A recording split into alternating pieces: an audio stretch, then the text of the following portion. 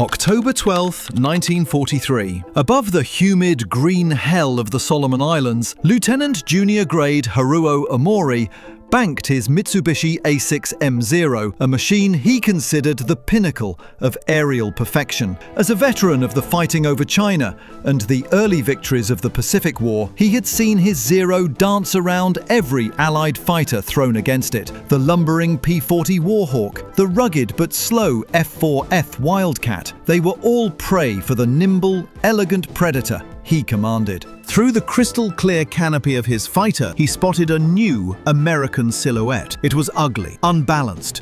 Its nose was ridiculously long, its cockpit pushed far back, as if the pilot was an afterthought. But most bizarre was the wing. It was broken, bent downwards in a clumsy, inverted V before straightening out. It looked like a bird that had suffered a catastrophic fall and had its wings set improperly. He keyed his radio, a crackle of static accompanying his words to his wingman. "Look at the Americans' new toy, the Henteko Natsubasa, the bent wing bird. Have they run out of proper designers?" A shared chuckle echoed back. To the Japanese pilots, steeped in an aesthetic of aerodynamic purity and lightweight grace, this new American fighter, the Vought F4U Corsair, was an object of derision. It was too big, too heavy, and its bizarre shape violated every principle of what a fighter should be. It looked like a clumsy mistake, a desperate experiment cobbled together by a nation that didn't understand aerial combat. What Omori and his comrades couldn't possibly know was that they were witnessing the arrival of a legend. They couldn't hear the unique, terrifying sound its wing roots would make in a dive. They couldn't feel the devastating impact of its 6 heavy machine guns. And they couldn't imagine the sheer, raw power of the engine hidden behind that long nose. The laughter echoing in the cockpits of their Zeros that day would soon be replaced by a chilling silence. The bent-wing bird they mocked was about to earn a new name, one whispered in fear by Japanese soldiers on the ground and screamed over the radios of pilots who saw it plummeting from the sun. They would come to call it the Whistling Death. This is the story of how an aircraft rejected by its own navy, a plane nicknamed the Ensign Eliminator for its treacherous handling, became the most dominant fighter in the Pacific theater, rewriting the rules of air combat and systematically destroying the enemy who had once laughed at its very existence. The story of the Corsair begins not in the heat of battle, but in the sterile environment of a design office in 1938. The United States Navy, watching the storm clouds of war gather over Europe and Asia, knew its current frontline fighter, the Grumman F-3F biplane, was a relic. They needed a leap into the future. They issued a request for a new, high-performance, carrier-based fighter. The requirements were audacious for the time. A top speed exceeding 400 miles per hour in level flight, a powerful armament, and the ruggedness to withstand the brutal, controlled crashes that constituted a carrier landing. At Vought Sikorsky Aircraft, a brilliant designer named Rex Beisel took on the challenge. Beisel understood that the heart of any great fighter is its engine. He made a daring choice, one that would define the Corsair's character and create all of its famous problems. He selected the Pratt & Whitney R-2800 Double Wasp. This was not an engine, it was a monster, an 18-cylinder air-cooled radial behemoth that displaced 2,800 cubic inches, nearly 46 liters, and produced an unheard of 2,000 horsepower. To put that in perspective, the engine of the legendary British Spitfire produced just over 1,000 horsepower. The Corsair's engine was nearly double that. It was the most powerful fighter engine in the world, and Beisel was determined to build an aircraft around it. This decision created a cascade of engineering problems. A monster engine required a monstrous propeller to efficiently convert that power into thrust. Vought chose a Hamilton Standard Hydromatic 3-bladed propeller that spanned a massive 13 feet and 4 inches in diameter. And herein lay the central dilemma of the Corsair's design. How do you mount a 13-foot propeller on a carrier aircraft, which requires short, brutally strong landing gear to survive deck landings without having the propeller blades smash into the flight deck? Beisel's team considered the obvious solution. Simply make the landing gear struts longer. But this was a terrible option for a carrier plane. Long, stalky landing gear would be heavy, structurally weak, and prone to snapping under the immense force of a carrier landing. It would also raise the aircraft's centre of gravity, making it unstable on a pitching deck. It was here that Beisel and his chief engineer, James M. Shoemaker, conceived of the solution that would give the Corsair its iconic and initially mocked silhouette: the inverted gull wing. The logic was a stroke of counterintuitive genius. Instead of raising the fuselage on long landing gear, they would lower the wing's attachment point for the gear. The wing would drop down from the fuselage at a sharp angle and then flatten out. The main landing gear, which retracted backwards and rotated 90 degrees to lie flat, could be mounted at the lowest point of this gull bend. This allowed the gear to be short, light, and incredibly strong, while still providing the massive propeller with the ground clearance it needed. This design had other unforeseen benefits. The wing root, where the wing meets the fuselage, could now join at a perfect 90-degree angle, which was aerodynamically cleaner than the complex fairings required on conventional low-wing fighters. This reduced drag and contributed to the Corsair's incredible speed. The bent wing also helped manage airflow and provided space for the 6.50 caliber Browning machine guns and their ammunition to be neatly tucked away. It was a masterpiece of problem solving. On paper, when the prototype XF4U first flew on May 29, 1940, it was immediately clear that Vought had created something special. On October 1st, it became the first American single-engine fighter to exceed 400 miles per hour in level flight. It was a speed demon, a thoroughbred, built for performance. But as test pilots began to explore its limits, they discovered this thoroughbred had a vicious temper. The problems were numerous and severe.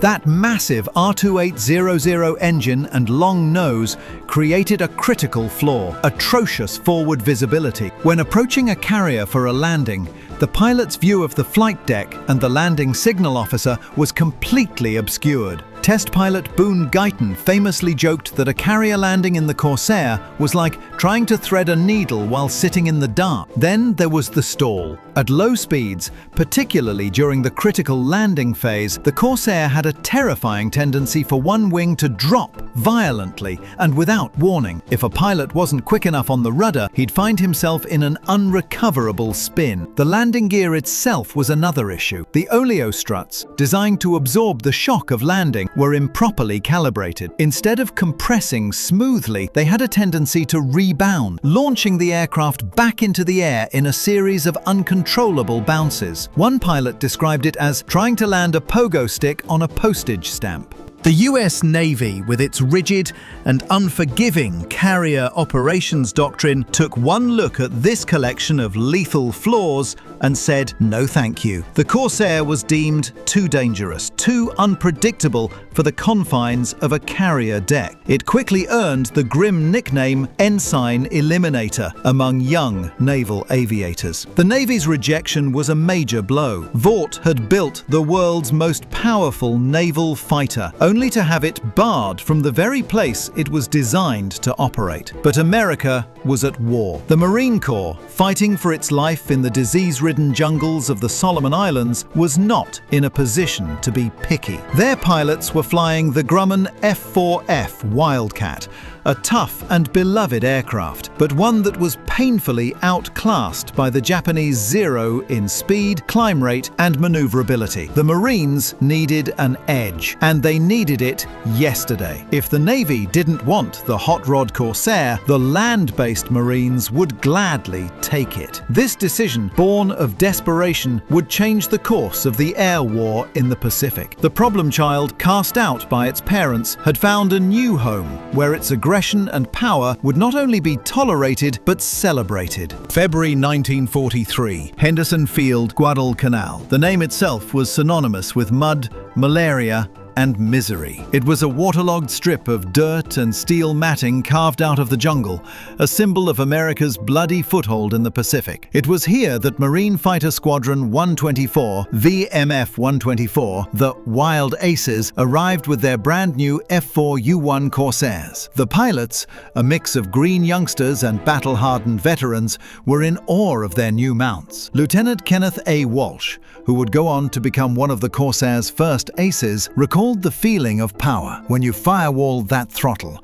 it was like being strapped to a rocket. The Wildcat was a fine airplane, but the Corsair was a weapon. Their confidence was high, but their combat debut was a disaster. On February 14, 1943, 12 Corsairs from VMF 124 flew their first major mission, escorting a formation of B-24 Liberator bombers on a raid against the Japanese base at Kahili, Bougainville. In what became known as the St. Valentine's Day Massacre, a large force of Japanese Zeros ambushed the formation. The American pilots, inexperienced with their new aircraft's strengths and weaknesses, were drawn into the classic turning dogfights that the Zero excelled at. The result was catastrophic. 2 Corsairs, 4 P-38 Lightnings, 2 P-40 Warhawks, and 2 B-24s were shot down, for the loss of only a handful of Zeros. The Japanese pilots returned to their bases, their initial mockery seemingly justified. This new American fighter was just another clumsy giant, easily outmaneuvered by their superior machines. But for the Marines, the defeat was a brutal but necessary lesson. They had learned the hard way what the Corsair was not. It was not a nimble dogfighter. Back at Henderson Field, men like Major William E. Guise, the squadron's commander, analyzed the failure. They realized they couldn't fight the Japanese on their terms. They had to create new terms. They began to adopt and refine the high-speed hit-and-run tactics pioneered by Claire Chennault's Flying Tigers in China and being used by P-47 Thunderbolt pilots in Europe. These were the boom and zoom tactics. The doctrine was simple and ruthless. Use the Corsair's superior horsepower and heavy weight to gain an altitude advantage. When Zeros were spotted below, the Corsairs would roll over and die. In a dive, the Corsair was untouchable. It could reach speeds well over 500 miles per hour, leaving the lightweight Zero far behind. The pilot would line up his target, unleash a devastating burst from his 6.50 caliber machine guns, a combined rate of fire of over 4,000 rounds per minute, and then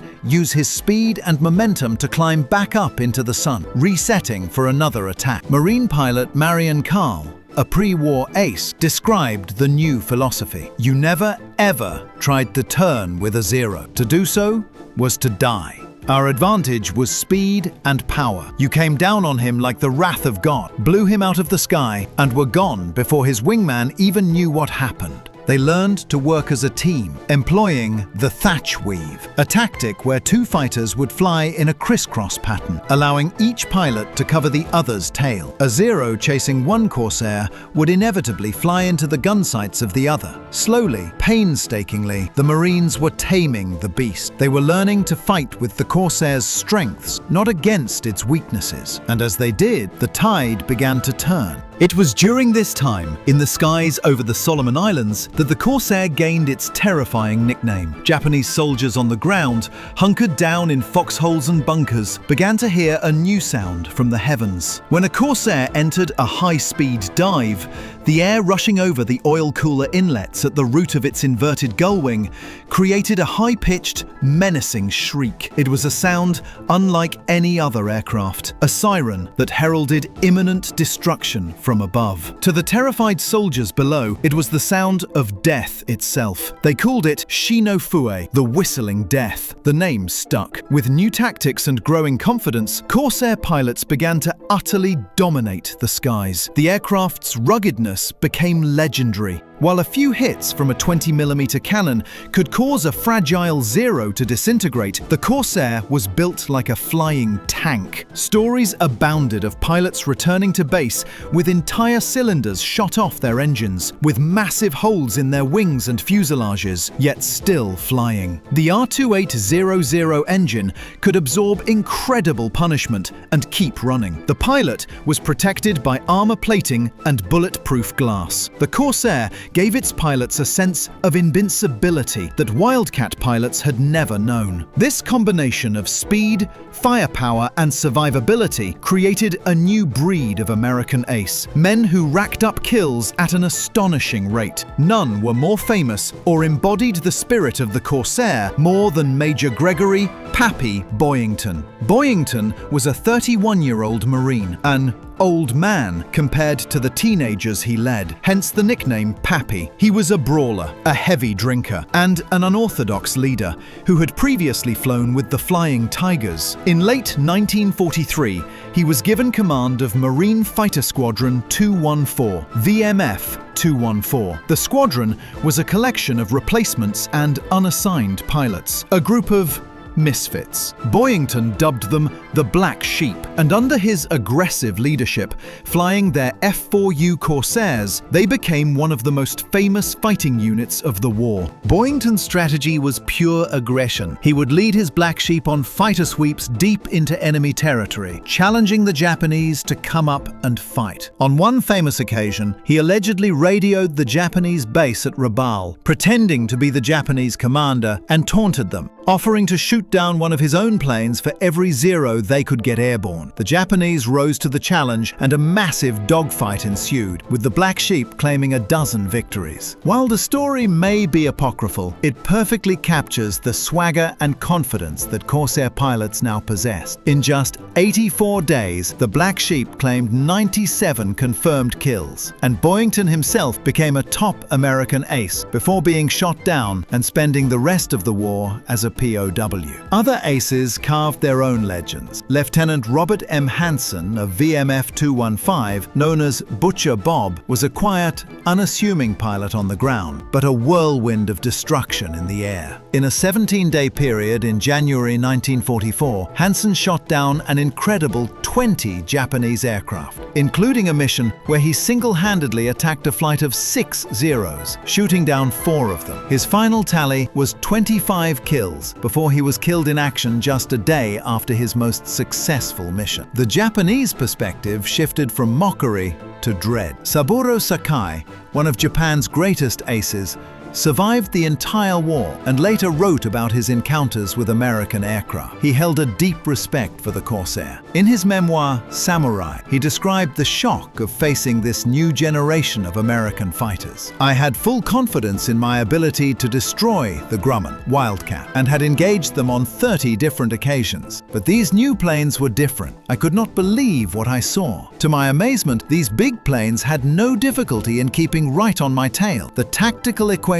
had been completely inverted. The Zero, once the hunter, was now the hunted." Japanese pilots were given strict orders: never, under any circumstances, attempt to engage the Corsair in a head-on attack. While the Marines were proving the Corsair's lethality from land bases, the problem of its carrier suitability remained. The plane was simply too much of a handful for the average pilot to safely bring aboard a pitching deck. The solution, ironically, came not from the Americans, but from the British. The Royal Navy's Fleet Air Arm was in desperate need of a high-performance fighter to counter German aircraft and to serve in the Pacific. They received nearly 2,000 Corsairs under the Lend-Lease program. Faced with the same landing challenges, British ingenuity came to the fore. A Royal Navy pilot, Lieutenant Commander Roy Sidney Baker Faulkner, developed a new landing technique. Instead of the traditional long, straight-in approach where the nose obscured the view, he advocated for a slow, continuously curving approach. This allowed the pilot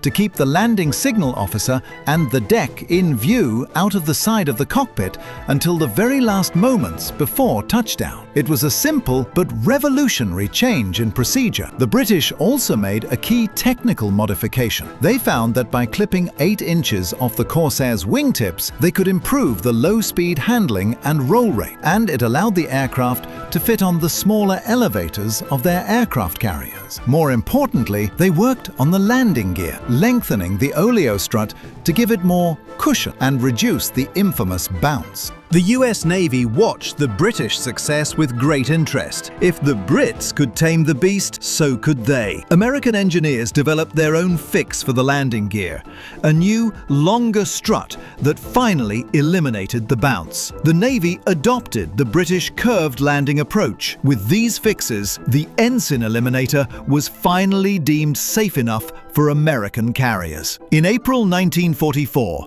VF-32 became the first U.S. Navy squadron to fly the Corsair from the deck of the USS Intrepid. The problem child had finally come home. Its return to the fleet could not have come at a more critical time. By late 1944, the Japanese Empire was in its death throes, and it had unleashed a terrifying new weapon, the kamikaze. These suicide aircraft, piloted by men willing to die for their emperor, posed the single greatest threat to the US Navy's carrier fleet. To counter the kamikaze, the Navy needed an interceptor with two primary qualities: extremely high speed to catch the attackers before they reached the fleet, and overwhelming firepower to ensure a kill in a single pass. The Corsair was perfectly suited for the job. Stationed on the outer picket line of the fleet's defenses, Corsair pilots became the first line of defense against the divine wind. When radar detected incoming bogies, it was the Corsairs that scrambled. Their powerful R-2800 engines allowed them to climb to interception altitude with breathtaking speed. Once they engaged, their velocity and 6.50 caliber guns were a death sentence for the lightly built Japanese planes. A short burst from a Corsair could shred a kamikaze, detonating its bomb load far from its intended target. During the battle for Okinawa, the epicenter of the kamikaze attacks, Corsair pilots flew day and night, protecting the fleet from annihilation. The aircraft that was once too dangerous to land on a carrier had become the carrier's most vital protector. Its role evolved as well, with its strong wings capable of carrying a 2,000-pound bomb load or 8 high-velocity aircraft rockets. The Corsair became a formidable fighter bomber, pounding Japanese.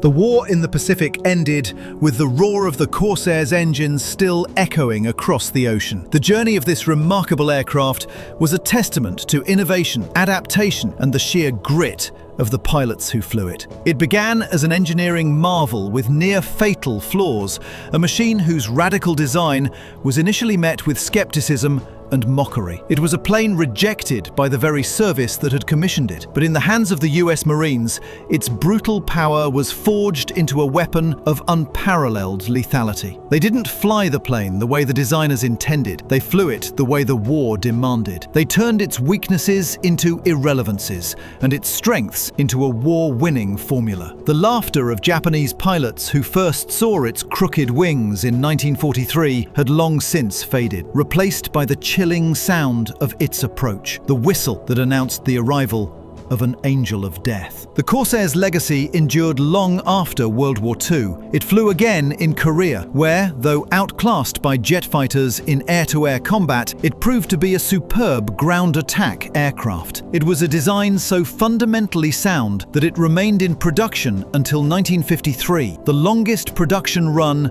of any American piston engine fighter. In the end, the story of the F4U Corsair is a perfect metaphor for the American war effort itself. Initially awkward and underestimated, but possessing an overwhelming, raw power that once harnessed and properly directed proved to be utterly unstoppable. The bent-wing bird, the ensign eliminator, the hose nose, the U-bird. It had many names, but the one that will forever be etched in the annals of military history, the one that was born in the fear of its enemies, is the Whistling Death. The Japanese pilots who laughed at its strange shape learned a hard lesson, written in fire and steel across the Pacific sky. In warfare, it is not beauty that matters, but lethality. And the F4U Corsair was one of the most lethal machines ever created.